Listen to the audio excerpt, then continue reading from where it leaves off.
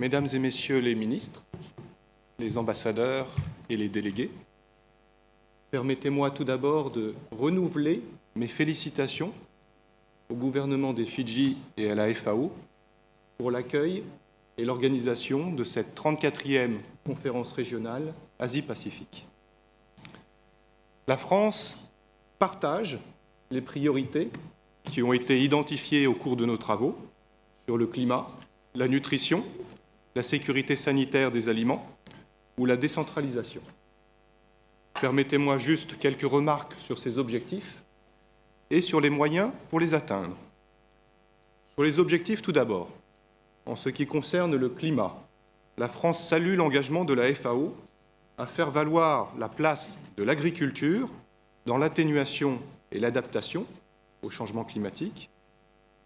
La participation du directeur général de la FAO au sommet One Planet du 12 décembre, marquant le 2e anniversaire de l'accord de Paris sur le climat, a permis de souligner les risques et les opportunités liées à l'agriculture, notamment dans le domaine de la séquestration du carbone.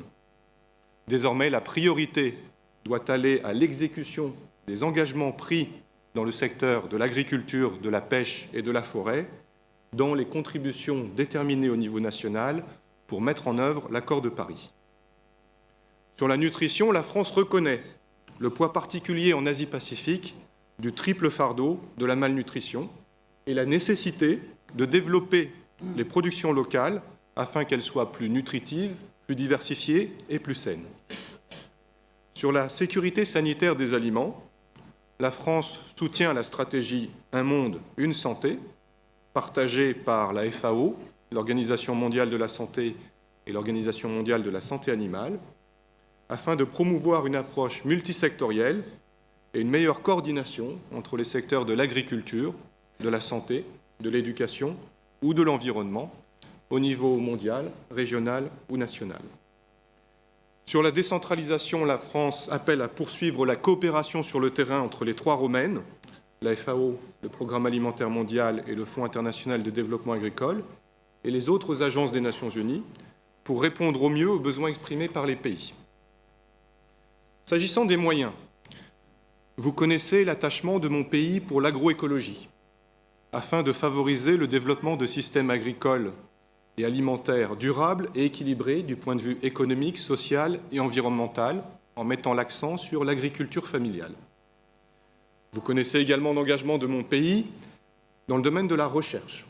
Ainsi, le sommet One Planet du mois de décembre a permis le lancement d'une nouvelle initiative pour la recherche agricole, soutenue par la Fondation Gates et l'Union européenne, et dotée de 600 millions d'euros. Je crois qu'il faut saisir l'organisation de cette conférence au cœur du Pacifique pour envoyer un signal fort en faveur des petits États insulaires en développement.